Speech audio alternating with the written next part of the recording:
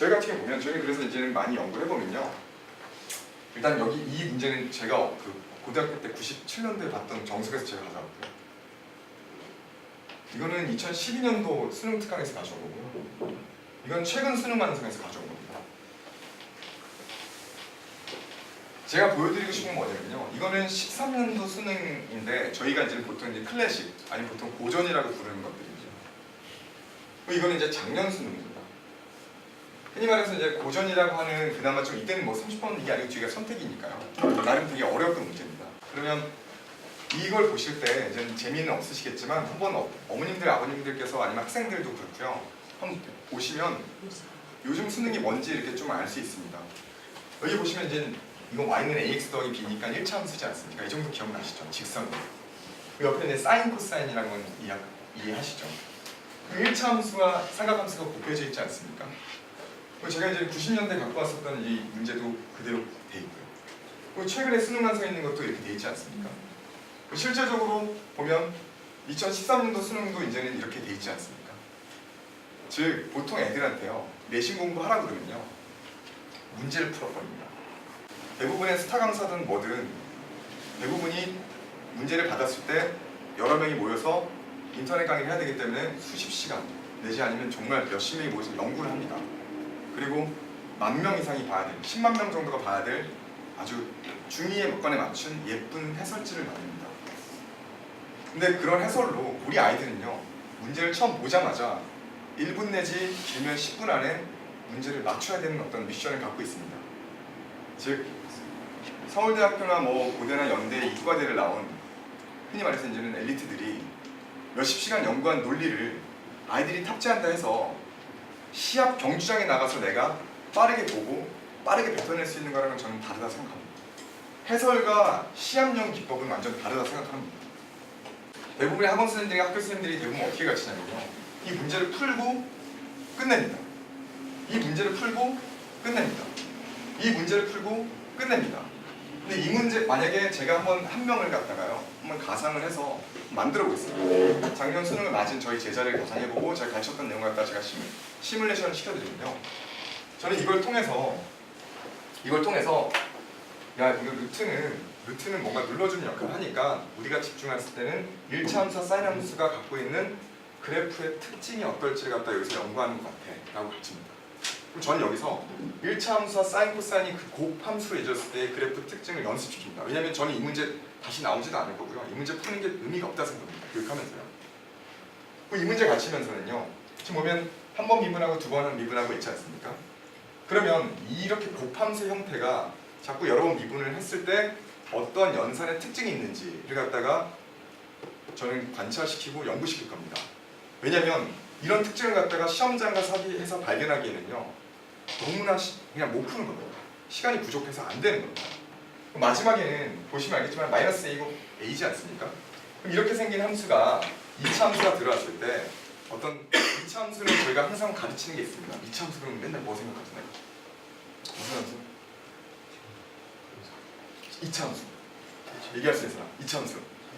선대치 함수. 제가 맨날 선대치 함수를 얘기합니다. 미안해. 미안하다. 너무 맞출 줄 알았는데. 그래서 이게 대칭성을 통해서 이 대칭성을 통해서 적분의 답을 구하는 어떤 그런 미션을 저는 수행시킬 겁니다.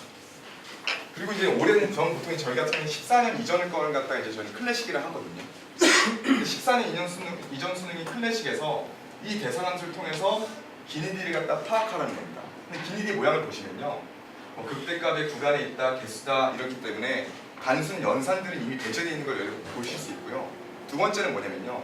그럼 이렇게 생긴 그래프의 특징에 대해서 확인하시오라는 문제입니다. 즉 연산을 물어보는 게 아니고요. 그래프의 특징, 즉 기하적 특징을 해석하는 대학교 일반 수학인 어떤 해석론적인 입장에서 접근하고 있는 겁니다.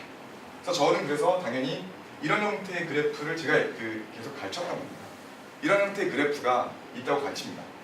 근데 왜냐면 이건 이제 대학교 이제 한 2, 3학년 정도 보면 이제 보이는데 이게 M2고요. 이게 신호입니다. 되게 유명한 함수입니다. 그러니까 제가 요즘 느끼기에 실용학문들이 정말 이제는 일반화가 된 겁니다.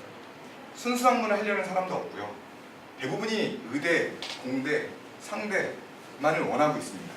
물론 자기의 뜻이 있고 자기의 어떤 목적이 있어서 그걸 사람들 갖다 이제 그런 사람 좀 배제하고 일반적으로 내가 어떤 특기가 없어서 그냥 공부로만 아니면 어떤 일반 사원으로 승부를 할 사람들은 대부분이 취업을 잘 되는 어떤 과를 선호합니다. 즉 시장이 큰 과를 선호할 수밖에 없습니다. 회사가 많아야지 좀 취업이 되지 않습니까? 그럼 이건 되게 유명한 앰프입니다. 근데 이렇게 지금 제가 볼 때는 분명히 어떤 테마의 선정에 있어서 똑같이 선정됐다는 건 뭐냐면 되게 실용적인 포인트에서 어떤 그 이제는 소재도 모른다는 걸 저는 잘 생각합니다. 근데 이런 게 제가 한두 개가 아니고요. 되게 많이 봅니다. 제가 볼 때는 디지털 함수인데도 나온 애들한테 수요를 나오고요. 되게 많습니다. 그리고 이제는 이번 문제에 와서는요. 제가 아까 말씀드렸다시피 이제 이걸 보게 되면 이렇게 그리게 바로 그림으로 가야 됩니다. 수식으로 접근하는 게 아니고 보자마자 T에 대해서 대칭되어 있냐는 대칭성을 보게 되는 거고요. 그리고 곱함수라는 특징이 있는데 곱함수는 저는 훈련을 많이 시킵니다. 두 개가 곱해 있을 때 시간 안에서 문제를 갖다 해석하려면 무조건 한 함수값이 0이 되는 점, 1이 되는 점, 마이너스 1이 되는 점을 갖다가 찾아내야지만 여러분들이 그림을 편안하게 그릴 수 있다. 왜? 정확한 그림을 그리는 게 아닌 개괄을 물어보고 있거든요.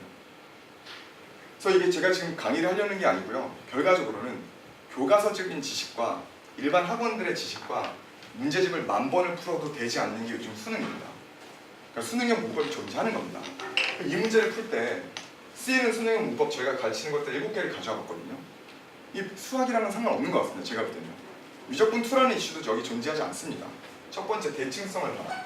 두 번째 함수의 곱함수는 무조건 1, 0, 마이너스를 찾아라. 그러니 0에서 0 되면 무조건 0을 지나지 않습니까? 한 값이 0이고 한 값이 100이어도 곱하면 무조건 0 되는 거고요. 한 값이 1이면요. 다른 함수 값이 그 함수 값이 되는 거고요. 그래서 점을 이을 수가 있는 겁니다. 즉 이런 아이들한테 미적분 2라는 전문의 이슈 아니면 미적분 1이라는 전문의 이슈를 물어보는 게 아니고요. 수학을 통해서 알고리즘을 구현할 수 있는지를 물어보는 게 바로 요즘 수능입니다. 그래서 송박에서 맨날 그러지 않습니까? 정말 1등급 나오기 불가능하다. 현역 1등급 나오기 불가능하다는 게 제가 볼 때는 아이들의 훈련이 잘못돼서 그런 거예요. 그러니까 저 같은 경우는 그렇게 막 어떻게 이제 예를 대고 하고 있는데 맨날 뭐 이제 그런 거 왜 하냐는 얘기를 많이 들어가지고요. 근데 이 아이들은 이미 제가 볼 때는 수능이 얘네를 다 선택해버렸습니다. 제가 9년 동안 휴가를 못 가고 있거든요. 근데 원래 입시쟁이들은 이때쯤에 대치동 가서 다 휴가 갑니다. 한 달 쉬고 옵니다. 근데 우리 애들은 교과를 좀 가져야 되거든요. 종합으로요. 저희는 지금 목요일날 시험 보면요. 날 새가지고요. 정시 끝날 때까지 매달 그 컴퓨터 두드리고 있습니다. 저는. 수능 끝난 다다음날 논술 시작합니다. 그거 막 바리바리 쌓아보면요. 얘네들 기말고사입니다. 저는 항상 그렇게 이제 9년을 살다 보니까 저도 다른 데 같이 맨날 무슨 수능 뭐 수시, 종합 막 이런 거 막 컨설팅 하고 싶거든요. 그런 건 말 따먹기니까요. 근데 우리 애들 데리고 이런 어떤 말도 안 되는 문법을 가르치고 쓰게끔 해야 되는 어떤 운명에 우리는 다 모여져 있는 겁니다. 정작 제가 이제 진짜 많이 쓰는 건데 가려놓고 뭐 제기의 기회를 한번 줄까? 우주야, 정적분은 두 가지로 걸렸지. 하나는 뭐? 얘기할 수 있는 사람? 뭐? 정적분 생각하는 면. 하나는 또? 원시한 차. 맞아. 그리고 그러니까 정적분을 볼 때 적분 계산하면 안 되고요. 이게 웃깁니다. 적분에서 나오는 함수의 원시함수의 차 아니면 이 함수의 면을 보는 겁니다. 근데 어떻게 생각하면 되냐면요. 이 함수가 너무나 독창적이고 이쁜 그림을 갖고 있으니까 면으로 가면 됩니다. 이 함수의 원시함수 어떻게 찾습니까? 그러면 면이 증가하고 감소하는 부분이 바로 극대가 되고요. 면이 감소해서 증가를 보는 점이 극소가 되는 겁니다. 즉 증가 감소 어떤 정적분 이게 다요. 수학적인 논리나 정답으로 지금 찾는 게 아니고요. 다 일반적인 어떤 해석 논리로 인해서 찾아가는 게 수능 문제입니다. 그래서 절대 이런 문제를 풀 때 그냥 제가 얘네 때문에 미치는 겁니다. 제가 막 쓰는 게 저도 내신대 배우면 이거 딱 풀어주면 됩니다.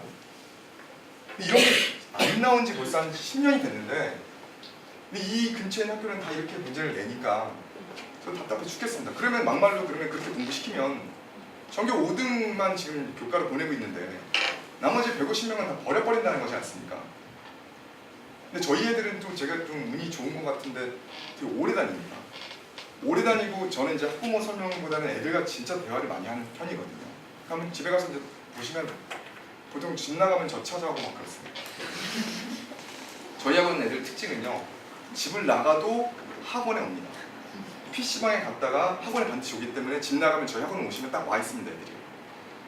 그러니까 애들이 되게 두려워합니다. 단절, 관계의 단절에 대한 두려움이 있는데 저희가 그걸 잘 이용합니다.